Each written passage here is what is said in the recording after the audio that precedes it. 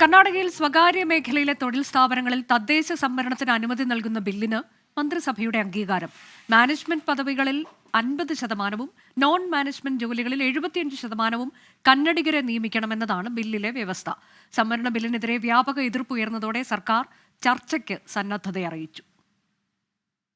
സംവരണ ബില്ലിന് മന്ത്രിസഭ അംഗീകാരം നൽകിയതോടെ പരസ്യമായി എതിർപ്പ് പ്രകടിപ്പിച്ച് കമ്പനികളും വ്യവസായ സംഘടനകളും രംഗത്തു വന്നു. സർക്കാർ തീരുമാനം വ്യവസായ വളർച്ചയെ പിന്നോട്ടടിക്കുമെന്ന് നാസ്കോം വ്യക്തമാക്കി.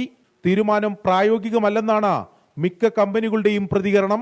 വ്യാപക വിമർശനം ഉയർന്നതിനു പിന്നാലെ സർക്കാർ ചർച്ചയ്ക്ക് തയ്യാറാണെന്ന് തൊഴിൽ മന്ത്രി സന്തോഷ് എസ്ലാഡ് പറഞ്ഞു. सरकार के खिलाफ नहीं है, ये बिल के खिलाफ है, सरकार के खिलाफ नहीं है. सो ऑब्वियसली उनके ऑपरेशन जो है, उनके जो भी राय है, हम रेस्पेक्ट करते हैं उनको. We will talk to them, we'll understand in still a better way also.